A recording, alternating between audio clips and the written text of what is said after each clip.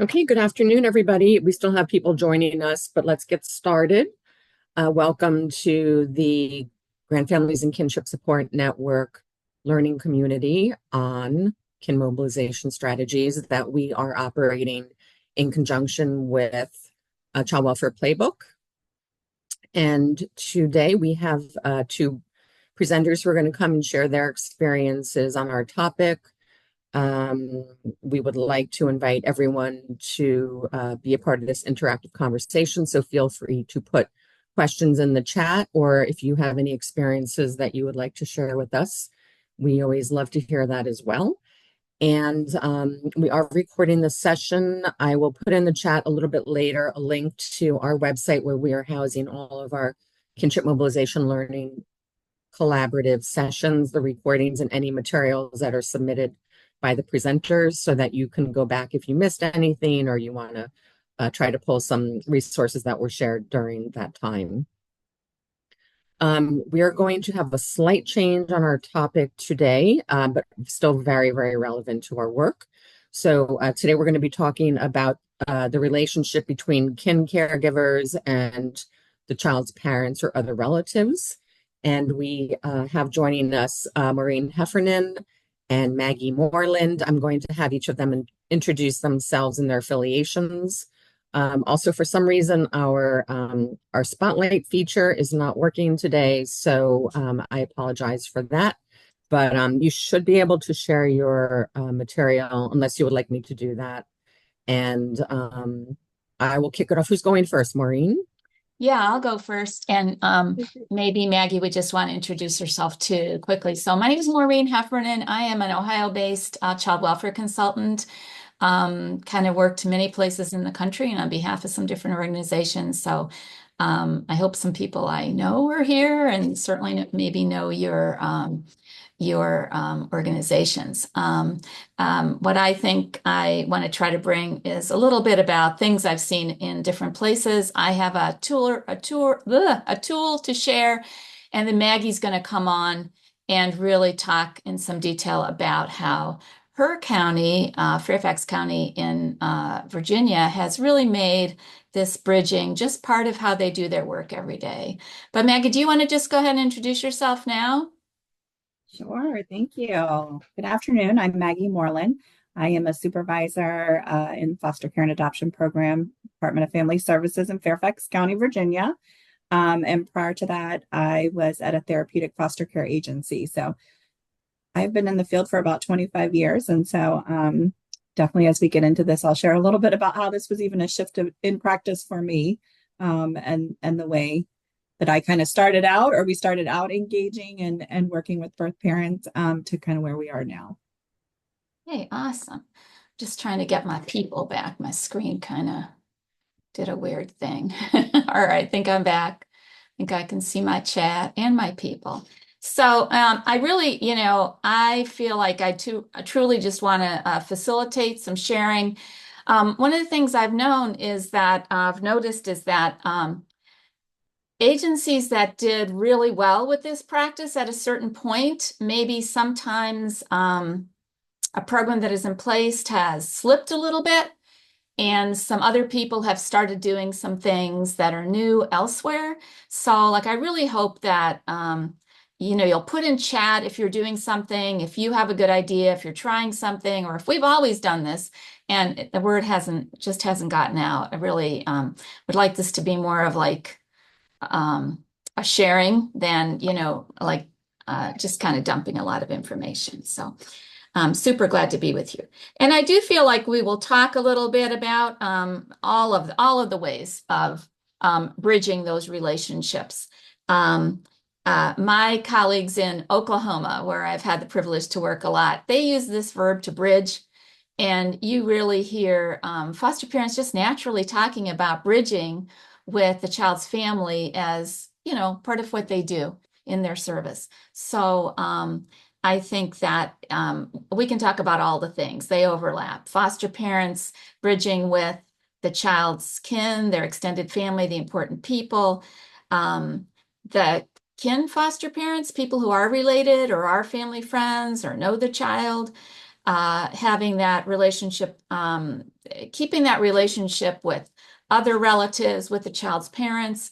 I mean, I think if you work with kinship, you really know that it's a really fallacy to think that just because people may know each other or may have a family relationship, that the relationship is all like sunshine and roses. Like sometimes it's actually going to be harder because they have some history already. Or maybe they're on other sides of the family and they don't even really know each other. So I think that like assisting that relationship to grow is really important there too. It definitely does cover the non-kin foster parents with the child's parents and with their extended family. Nowadays, it may be that that child may not be reuniting directly from your home to their parents. They might be going more quickly with kin. So that's a transition for foster parents too. And I think always part of this is all those families, kin and non-kin, who have all the brothers and sisters that have gotten separated along the way. So I think there's a lot of ways that these practices are really important.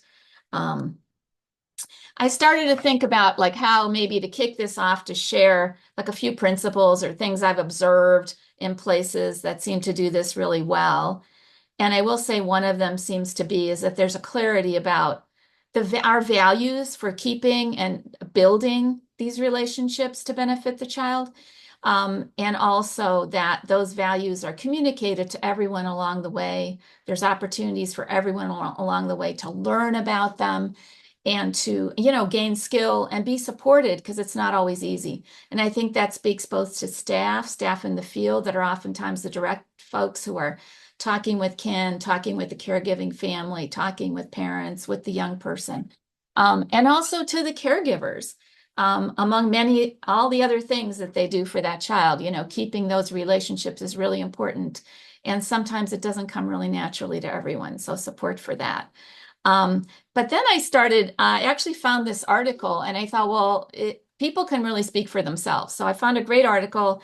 If you go and get the resources later, you'll be able to find the link to the article. It's a journal article, but it's freely available on the internet.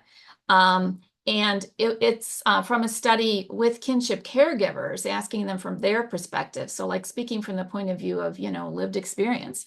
What do they think is helpful in partnering with the parents of the children who may or may not be their direct relative? Maybe even more so than the non-relative foster parents, they really spoke about the importance of boundaries and establishing and maintaining boundaries. And sometimes it's like switching the boundaries that we had in place. Like maybe it was okay for you to stop over whenever you wanted before the kids came, but now that the kids are here, you're going to have to call ahead, or we're going to have an appointment, or depending on the circumstances, you may have to have the okay of the agency, all those kind of things. They really spoke about keeping the communication going. And that can be really hard in those family situations because, it's maybe fraught, there's a lot of tension, but it works better to try to keep communication than just sort of holding it in and then you have some sort of big explosion. The caregivers really talked about, just that thing that is so true and yet so hard to do, which it always works better when everyone can try to keep the child's best interests at the forefront. So even if you're particularly upset with, say, your sister, who's the parent of this child that you don't think has been parenting the way you should, and you've tried to help her a lot, and she has not taken advantage of it, or you feel like she's taking advantage of you now, that you can understand that that child you're caring for really loves his mom, and that you need to keep some connection and some tie going, be able to speak positively about her because it matters to the child. And similarly, that the parents, the other relatives involved, even though maybe they want to be there all the time, or they disagree with what the caregiver is doing, or all the things, that they can realize that when you can keep things kind of cooperative, that makes it really easier on the child. So they spoke a lot about that. The other thing that maybe is a surprise to some staff is that the families talked about sometimes they need the worker. Like I think a mistake I made earlier in my career was thinking that, oh, if kids were with their kin, that they could just work this out, right? That they knew each other, that they would work out contact, that, we should almost like stay out of it. And in some cases, depending on the relationship that people have, and I'd love, like, if you just put in chat what you found out about this, um, people can manage it pretty well. They have that relationship. They have maybe experience with this. But on several of these, in the research, the caregivers, sometimes I really do need the worker to facilitate this. And I've also seen situations where sometimes it's helpful to that caregiving family to be able to almost like let the worker or the agency be the heavy in this. You know, like, I would love to let you come over anytime you want, but the agency told me it can only be at these certain times. So sometimes the family needs to have that burden of facilitating this lifted. And interestingly, the families talked about that thing of they think that the professionals need an opportunity to learn about how you can support and help the parents, the relatives, and the folks that are providing care in these situations, that they recognize that maybe all the workers and all the family, all the kind of people who are trying to support the family don't know this, and they need to learn more about it. So I thought, yeah, I mean, I would agree with all these things. I'm curious if anybody has a thought or a comment. I'm going to pause for a minute and see if anybody puts anything in chat or just wants to raise their Zoom hand, and I'll call on you.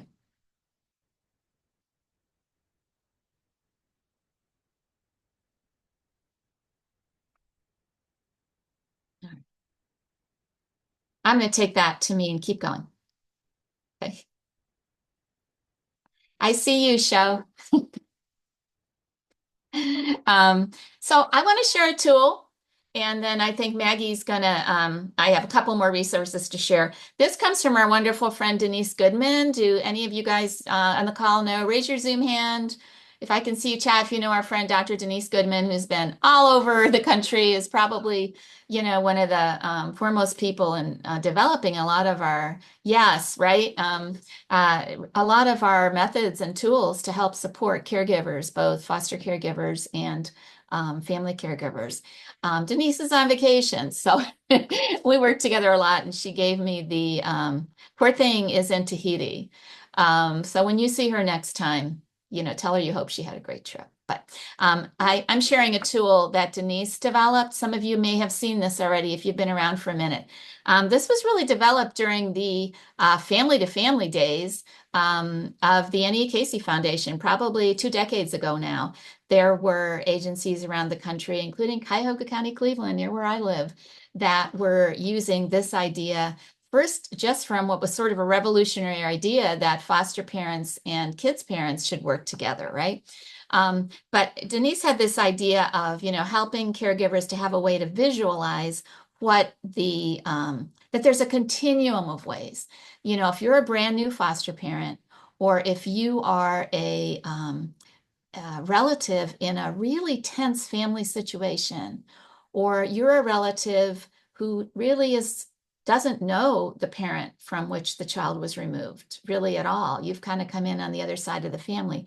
You might feel very wary about meeting in person alone with that parent, or you might feel very wary about inviting them to your home, or about, let's say, in a kinship situation, talking with you know, relatives from the other side of the family. Maybe you have ill feelings, or you've heard bad things about them, or, you know, whatever it might be.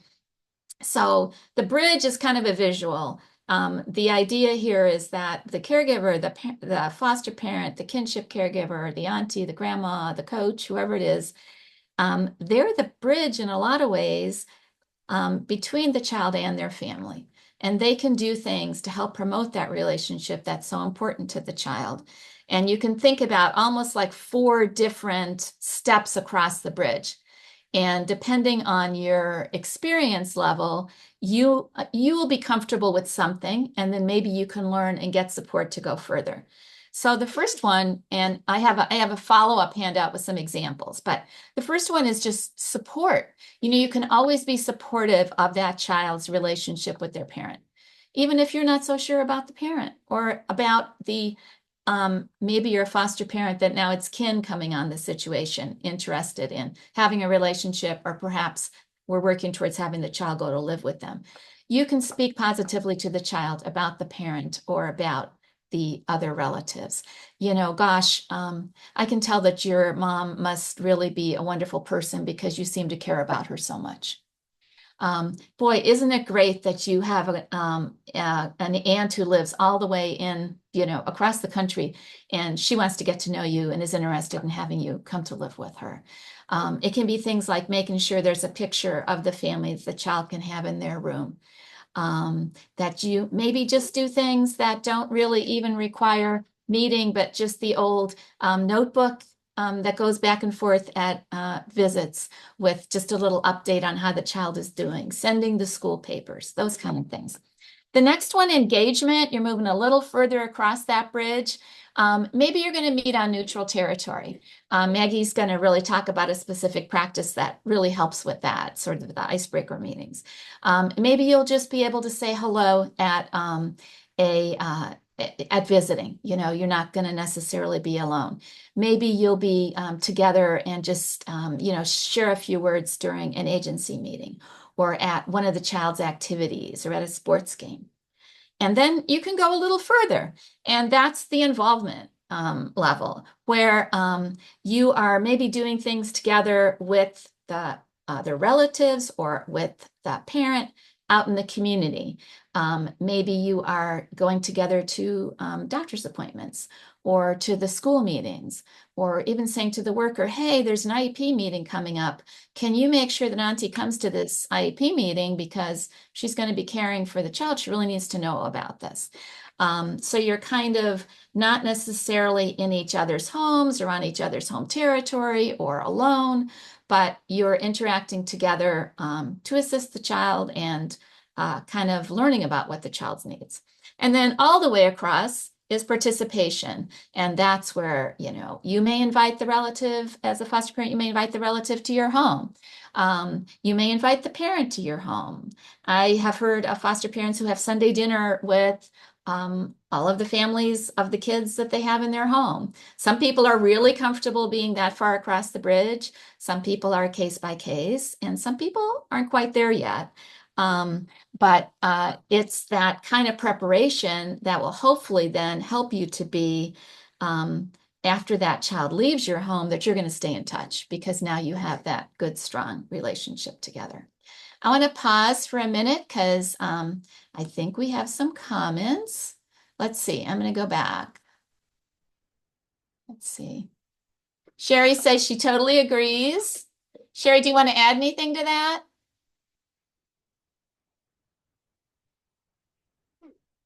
Just that you just hit the nail on. I don't know. I can't add any more.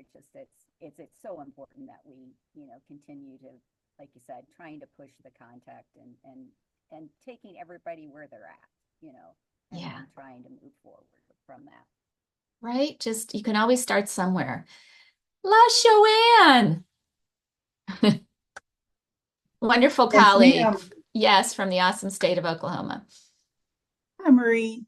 I just put in there that we have had great success with bridging the gap between kinship foster parents and just biological parents.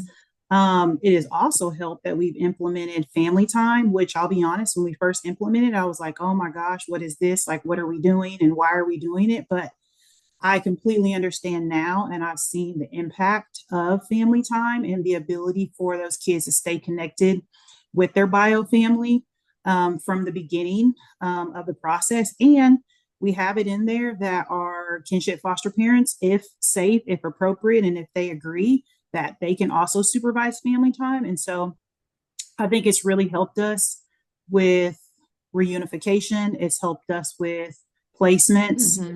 We have some of our bio parents that sometimes come over and help with bath time, or they come over and help with cooking meals, and it takes some pressure off of our resource parents. And so as long as it's a safe environment and everyone's in agreement with the plan, it's been very successful. Awesome. Could you talk a little bit about how do you kind of, particularly with the kinship caregivers, kinship foster parents, how do you kind of start that or set that up with them to have them take more of a role? I think honestly, it starts with the initial conversation of, for one, they need to know why the children are coming into care, because sometimes they do know, sometimes they don't. So we have to be honest and transparent with them about the why in order for them to be able to protect the children. And so that conversation starts there. And then Then we start talking about the importance of children staying connected to their bio families and having visits as much as possible, and that has increased our reunification rates if that happens. Also, it helps the parents stay motivated. I think it would be hard for any of us if our children were taken and then we couldn't see them. And so it helps our bio parents stay motivated to get their kids back. It helps them stay motivated to do the right things. And so it also helps our kids. It helps our kids lessen their trauma. It helps our kids lessen their worry about their parents because they're not living with them. And so all around, it has strengthened our system, and it has really helped kind of bridge the gap between the two. And so I think it's just an ongoing conversation, Maureen, and to get them to understand the benefits of it, and how it will help not only them, but also the kids and the bio family. Awesome. Thank you so much. I mean, I know like you personally work a lot in this area and have done a lot to help create those bonds, but Yes. I think it's kind of really remarkable what families are able to do once Mm-hmm. we just kind of help and support them a little bit in it. Mm-hmm. I think this is a great place. I want to share this other little handout with you, but before I do, I bet other people have some things to share about what they're doing and how they're doing. You Well, bet. Hi, hello. Jada. Hi, how are you? I'm well. How are you? Good, I'm good. I just wanted to say that I definitely agree with all of this. And one of the things that we do is do a training, a birth parent foster parent partnerships, and we do that for resource parents, but then for professionals. And I think it's just a way to get the information out there. I will say that I do love the actual visual of the bridging the gap, Yeah. and would love to, if possible, have that as a way to have something visual for people who are more visual in their learning to kind of see what is meant by this partnership and what it looks like and the levels that they can actually participate in until they feel comfortable enough to go to that full gamut. Because, some people are maybe a little tentative initially, but Yeah. give them the opportunity to see where they are and then maybe move towards those further steps all the way to participation or, if need be, go back to support or do all of those things in a way that helps support our youth and families. Yeah, awesome. I mean, I love this too. And this is 100% Denise, and I wish she was here to like share. But there is Melissa, I think, has already posted the materials and they'll go out to you also. There's a separate handout. You'll see it in the slides, but then there's a separate handout with this. And I'm just gonna actually go on to the next. You're gonna get this handout. This one is set up from the kinship point of view. This is one Denise had made where it's kind of kin working with the birth parent of the child in their home as far as the examples. But I think, you can adapt this to any situation. So you'll have it, and you just make sure you credit our friend Denise because she's awesome. So I just was going to show you, just kind of a couple of examples along the way, particularly for kin and especially for those folks who might be on the side of the family that the child isn't living with, or even if they are, a nice thing that relatives can do is share family history with the child. I mean, talk about, I'm making this cake and, my grandma used to make that and she's your great grandma. I mean, that's cool stuff. I know myself, I didn't appreciate that when I was a kid at all. But now that I'm not a kid or older, it's really nice to know how you're connected to the generations. So that's one thing that family caregivers can do. We can't say, well, we all know this. Just if you can't do anything else, just talking positively, speaking in a positive way to that child about their parent, whatever your role is. That just makes life so much easier for kids. Can you text? And many of the agencies now use, various, there's apps that you can have that the caregiver and the parent can communicate with each other without exchanging their identifying information. If they don't want to, you can text and send pictures and all those kind of things. So Moving a little further along, like maybe there you could speak with the relative if you're at family functions together, if you're both relatives. Eventually you're going to have to see each other, and just maybe you don't have to have a long conversation, but just acknowledging, making sure that the child gets to those family functions, which can be so important. Going a little further, including that child in the appointments. Maybe the child has a medical issue, and just saying, here's the appointment time, maybe encouraging the agency, if you don't feel comfortable transporting, trying to assist the parent to get there. But if, you do feel comfortable, I'll pick you up and bring you, those kind of things. And then finally, like LaShawn was talking about, having that parent involved once you've kind of moved further along and you're working towards really having that parent be able to care for the child again, inviting them over to help with, taking care of the child in the home. I love that bath time, bedtime, a story. I heard a really cool thing this week. I think you could almost do it at a lot of different levels. I heard an example of a foster parent who she buys 2 of children's books when she sees them on sale, whatever. And when she has kids in her home, she will give a book to the parent and keep one for herself. And then she'll do like these frequent little chats, video chats online, FaceTime, whatever is available, and where the parent can read, even if it's a toddler. This is a cool thing. But to keep the child's interest, the foster parent has the same book. So she's holding the book and she's showing the pictures. Isn't this cool? And kind of like keeping the baby, the toddler, interested in it while they're listening to their parent read the story to them, even if they can't have, a visit right now. And that can be a 5-minute thing. Your little toddler isn't going to want to stay on camera for a long time. But I thought, what a cool way. So a lot of our families are so resourceful on coming up with things to do. And you can see how that's an idea that could work. It could work over here if you really aren't comfortable meeting in person, and then you could do some of that story time, together in the parent's home or in the caregiver's home, all the way across. Let's see, we have another. Okay, just a couple of other people saying, yay, I like that. Okay, all right. Questions about the bridge or anything about the handout, you'll have it.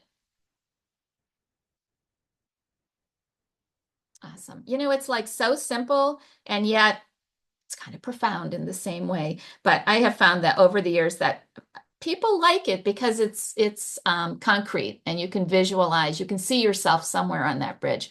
A few more resources, and they're going to be here in this PowerPoint if you go and get it.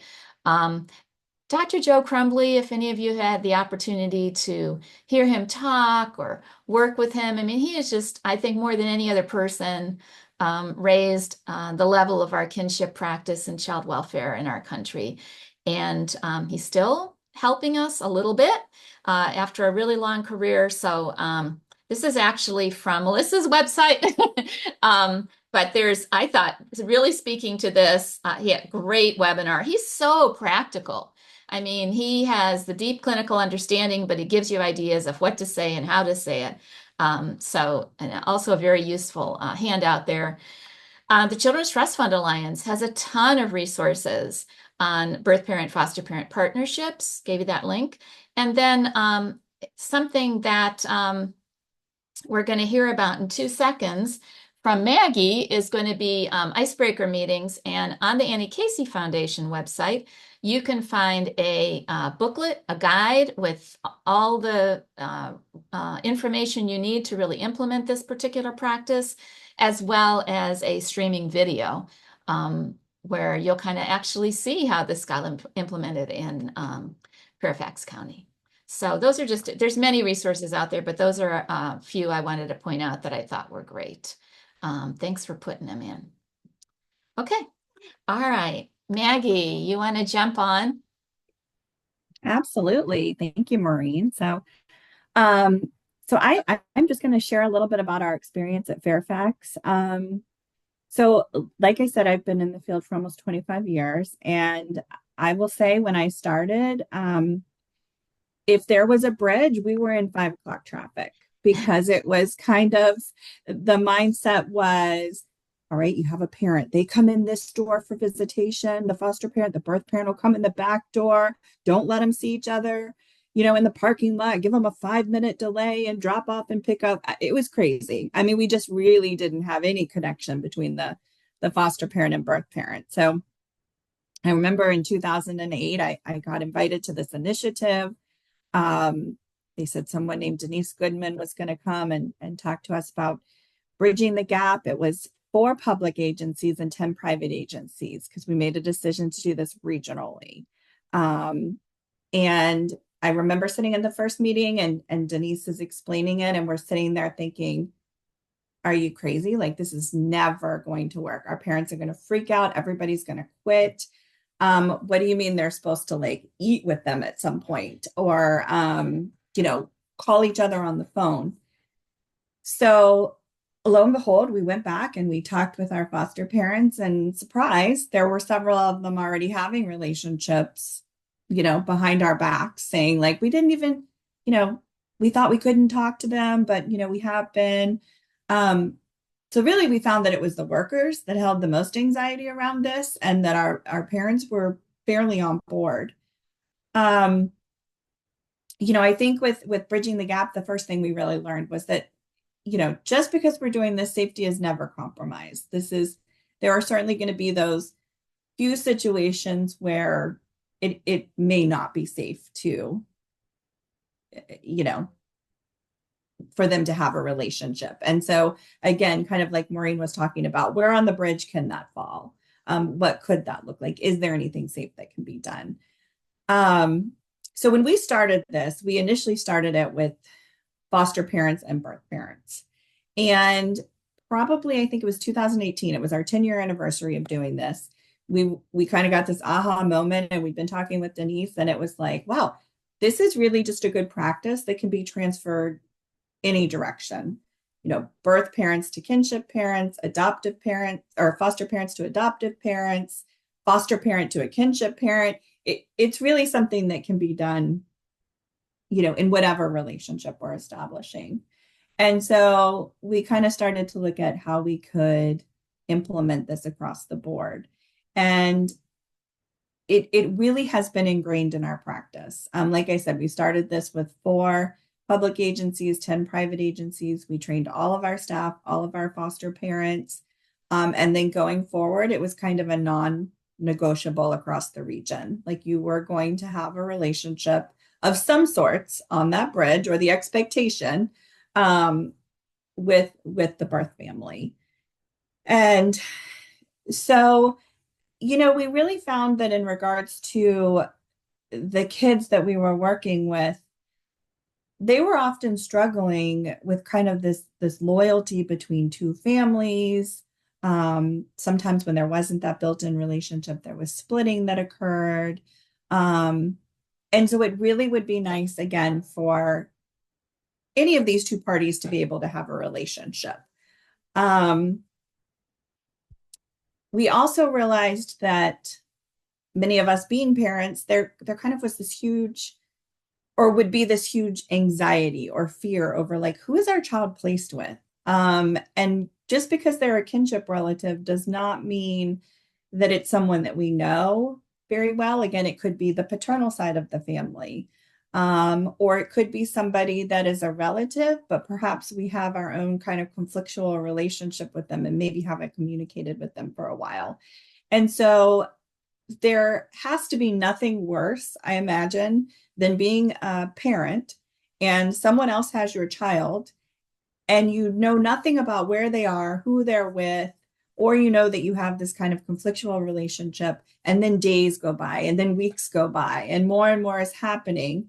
And so we started thinking through, and working with Denise, how can we kind of eliminate that and really make them start to come together from the beginning? And so that's where our icebreakers came in. And I'll say when we started this, they were very formal. And I think you have to do that when you're starting a practice. And now, because things are kind of so ingrained in us, then we've kind of backed off on some of the formalization. But the purpose behind the icebreaker was it really was supposed to be a separate meeting between the two parents. Again, be it the birth parent and the kinship parent or the birth parent and the foster parent, that wasn't tied to any other meeting. So initially we were doing these completely separate because we felt like it was a new practice, it was new to people, and we didn't want to tie it with any kind of other emotional or traumatic meeting or event. And so these meetings we were held within 7 days of the child coming into care. And for us, that was because we have a 5 day hearing where sometimes the kids end up going home. So that's why it was a little further out. I know some places were doing them like within 72 hours. I do think, again, the earlier the better. I'd want to kind of break that ice between myself and someone else who had my child. The goal of them was really to only be about 30 minutes. And it was usually just the birth parent and again, either foster parent or kinship parent, and then, a social worker there to help facilitate it. And really, it was supposed to be just kind of a little bit of a laid back, casual meeting in which they could share information. It gave a birth parent an opportunity to say, hey, look, at bedtime, they really like to, be rocked, and we sing or we read Goodnight Moon. And then, or, my child has been struggling in school, math is really difficult for them, or simple things. Their favorite food is spaghetti, and they really love that. And we would have pizza every Friday night. Or, just anything, they enjoyed soccer or whatever. We actually even at one point at the very beginning had a form that was just kind of like all about me, like what is my favorite food? What is my favorite? And the nice thing about that form was that even if for some reason there really was a safety issue and the two families could not meet in person, there was a form there that they could transfer that information. And so really just the opportunity to write on there, this was their bedtime routine, or, this is what we like to do on Saturday mornings, or these are the TV shows they like, because that helps the child feel more comfortable in their setting. And it really helps the parent to feel like they still have some control and that they now have a relationship with the other parent that's caring for their child. And so really, I mean, the parents appreciated these meetings, as many of us would, just an opportunity to kind of also tear down that stigma. I think when we were doing everything so secretively, I think people developed certain kind of, I think often our birth parents felt like, well, this foster parent really just wants to adopt my child and they're not here to help me. And then on the flip side, I think often our foster parents were thinking, oh, this birth parent is horrible. How could they ever do this to their kid? And then when they started communicating, I think they realized like, okay, they're both just people.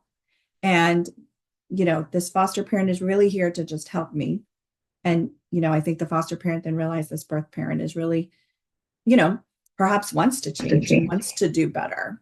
And so we found that with doing this, they actually were able to develop really their own supportive relationship. I always say one of my favorite cases was I had an older couple, and it was a younger single birth mom. She had twins, a boy and a girl, and she was very alone. She didn't have her own family or really a lot of resources and supports. And so she, once she met this family, she really connected with the foster parents and were able to kind of lean on them almost as like grandparent figures for her or parent figures for her. And they developed a really nice relationship. And the mom was actually able to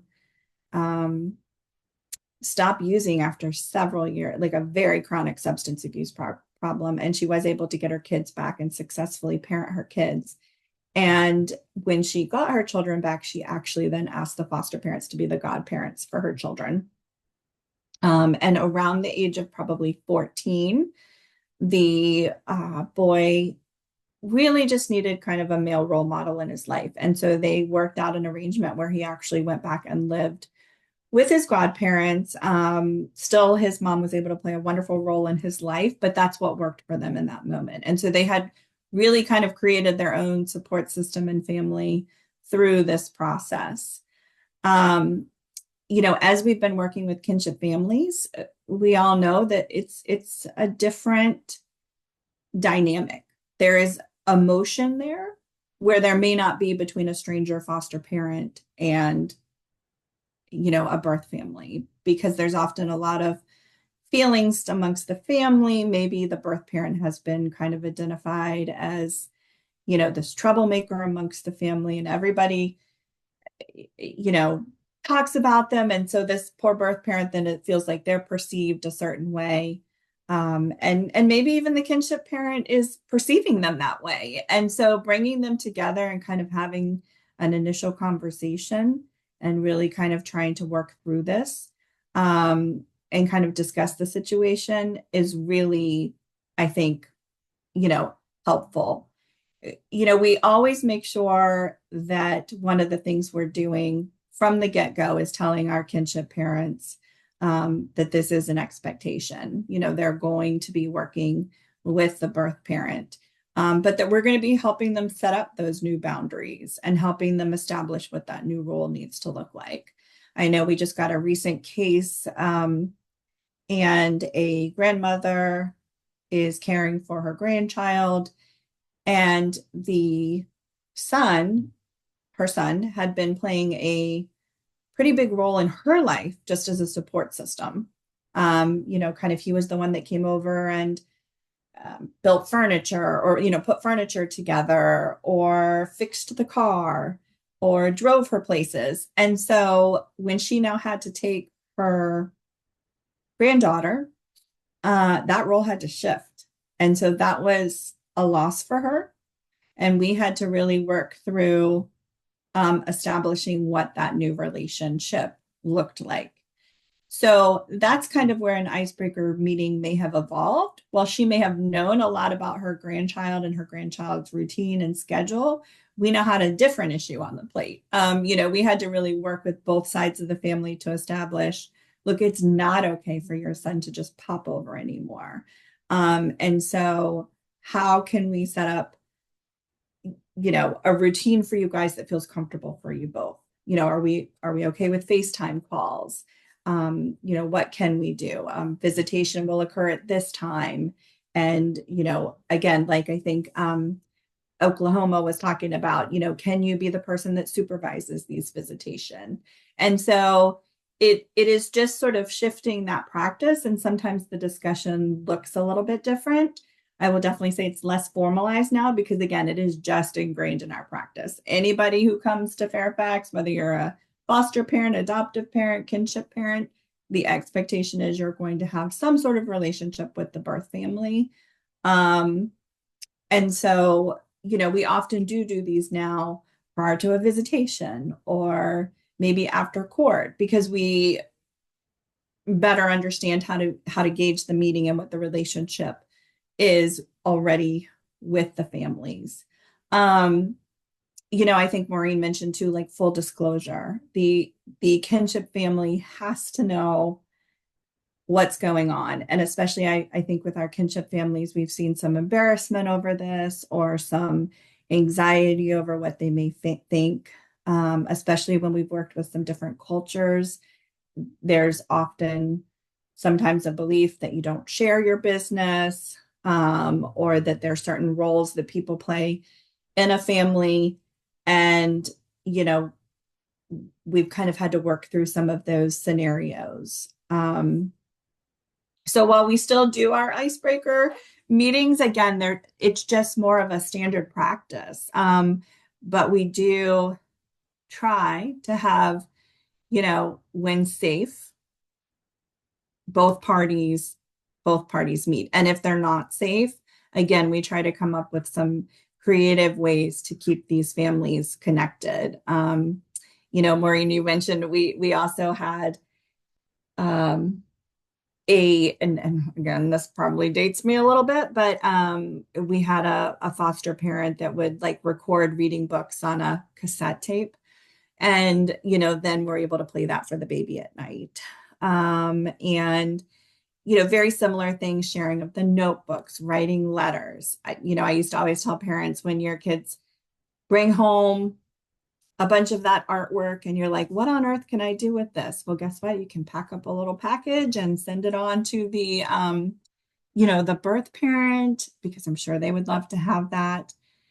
I think the other interesting thing we found from this is um, it it really decreased the amount of splitting that some of our older children had between, their birth parent and then the parent that they were staying with. Because how nice is it to be able to come together as, say, the kinship parent and the birth parent and say, hey, we both agree that, you don't need to have a cell phone until you're 14, or, things like that, where it comes across as a really clear message. And it doesn't then become well, grandma said I couldn't have this, mom. And then mom's like, well, I think you should have it. And then it creates kind of this whole dynamic, versus everybody being able to have those conversations and come up with a plan that all of the parents involved are comfortable with and present that to the child. And let me tell you, it knocks down that child pretty quick. Like, oh, all right, I guess I'm not going to be able to run to, so-and-so and my birth parent or my kinship parent or my foster parent and get a different answer. I feel like there was one other thing I was going to share about it. And I don't know if there's questions. I'm happy to answer questions. I just think it's become such a natural part of our practice. And I really laugh and look back when I think, 20, almost 15, 20 years ago, like how my response was to this and how we did things, because it just makes sense to me. Now that I'm a parent, I know how I would want things to be and the interactions that I would want to have with someone caring for my child. And so, I think it's been very positive for us. And I think a lot of the relationships have continued outside of the work that we're doing. The child's returned home to the birth parent, and either that kinship parent or foster parent is maintaining a connection and being a support for the birth parent. Or I've seen some really beautiful adoption stories where perhaps that birth parent is not able to have their child come back in their care, but they are 100%, I want so-and-so to adopt my child, and we have a relationship, and I know this child will still be a part of my life. And how beautiful for the families and the children to be able to have just kind of this extended support system around them, to keep them safe and stable. So that's a little bit about our experience. Again, I'm happy to answer questions. I don't know if there was anything in the chat. I was trying to.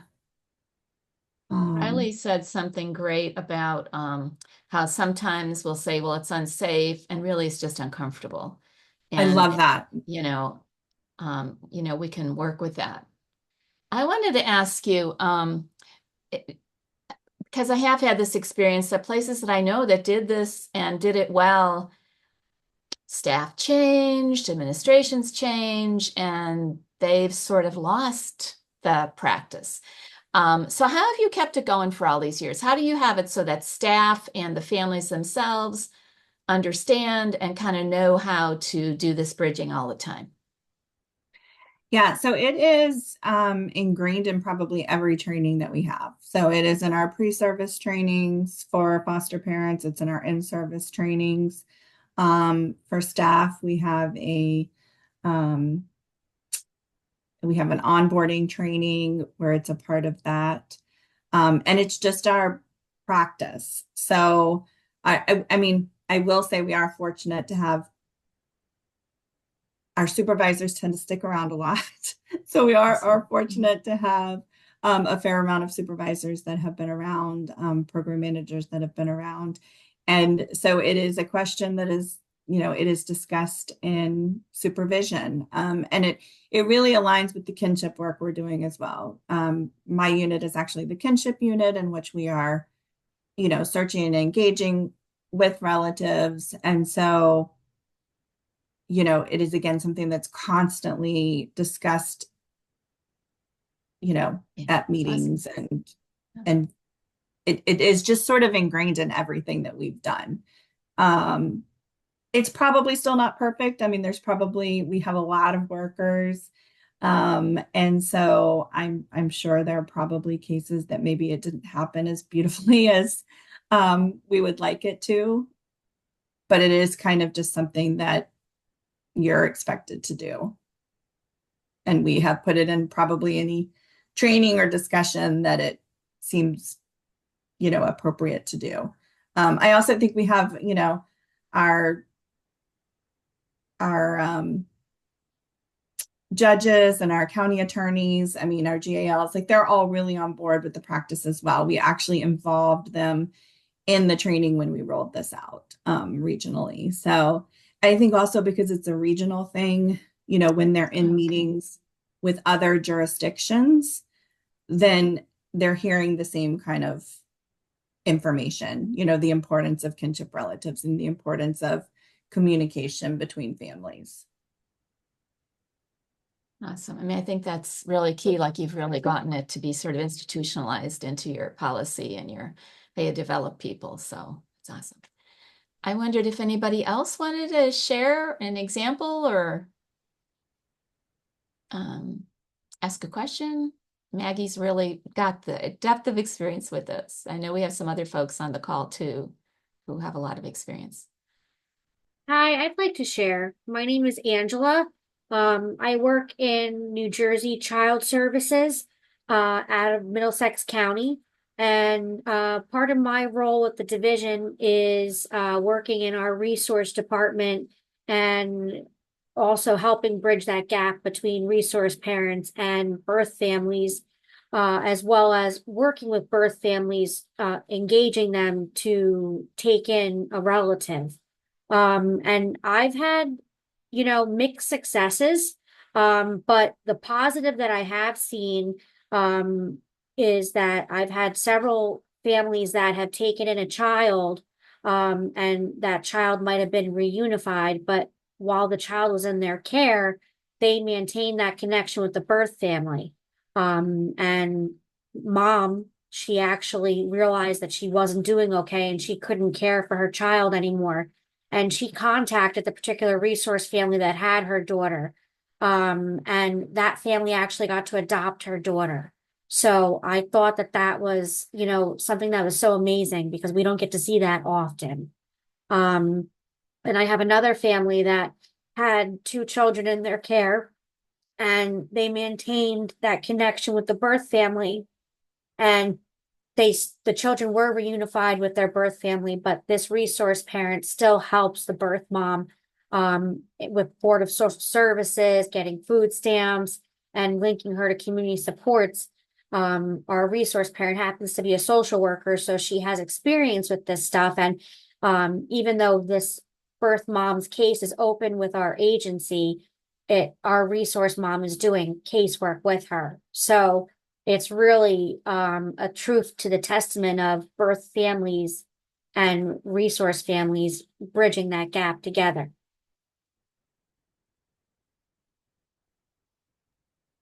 So true. I love those stories. And you're right. It's not always successful. I mean, there's definitely situations where I think, people struggle and we try to identify that ahead of time, like kind of where people are on the bridge. The one indication I had once, I was like, oh, maybe we're doing this work too well. It was a new foster parent and she had her first placement come and it was like a few days before Christmas. And she's like, okay, so will mom and dad be coming over to celebrate Christmas with us? And I was like, oh, whoa, like, we're not quite, you may be there on the bridge. We're not there on the bridge yet. But yeah, I think it's definitely kind of figuring out where everybody is and on that comfort level. And right, with your kinship family, sometimes they are all the way over here. And sometimes it's harder with our kinship families. Honestly, sometimes I have had people say, if I have to work with the birth parent, I will not, because I have been burned by them so many times. And then we have a tough decision to make, because while it's important for kids to be with their family, it's also important to have somebody that's gonna, you know, be able to work with the family, because that's still our goal. And so that has been, an interesting dynamic as we've gone forward. Like, where do you go there? So.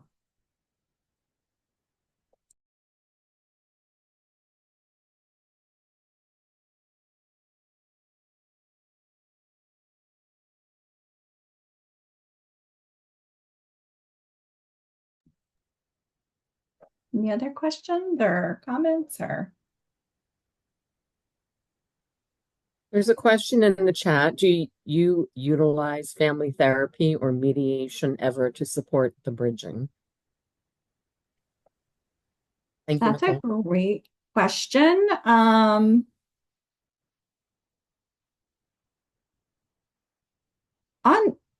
Not routinely. I don't want to say we've never done it. I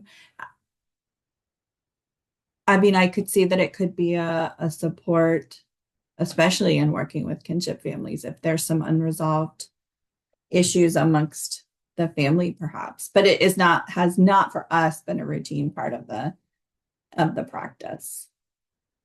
I'll be honest, typically we do not, for as far as like foster parents, not kinship parents, but foster parents, we typically will not certify a family if they are unable to at least be somewhere on the bridge.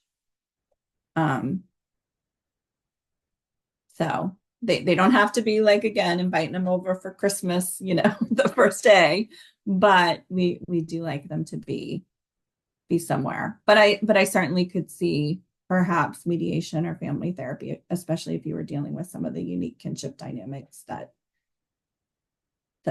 play. But I also think we're looking at that too, because again, this is where it's almost so much more complicated with kinship relatives, because I was thinking for kinship with previous relationship challenges of public. Oh, okay, no problem. Totally understand. Yeah, I think that kinship relatives, this is where it's so difficult sometimes, because there is often so much history and pain and emotion. And there have been a few situations where we've had to assess whether or not it is in the child's best interest, because of the level of conflict between the relative and the birth parent, to be placed there, even if the pain is so deep and the trauma is not going to be able, because as we know, like in a family going through a divorce, children pick up on things. And so if there is really that much tension, we would perhaps have to look at this, or perhaps have to look at going a different direction. And that piece is definitely unique to kinship, and really difficult sometimes, because you really want to keep kids with their family if possible. Well, I do want to acknowledge that we're just about at the hour. Any final questions or thoughts before we wrap up? Okay. Well, I really want to thank Maureen and Maggie for coming and sharing their experience today, and also for all of you who have asked questions and provided some things and thoughts in the chat. We really appreciate the engagement. And I do want to mention that we will be posting the resources and the recording of this on our website, and we'll send out the link to everybody once this is updated on there. Our next learning community session is going to be on September 26th at the same time. And that is going to be on Never Stop Looking for Kin. So I hope we'll see you there in a couple of weeks. And thanks again for everyone joining us today. Have a great afternoon. And thanks.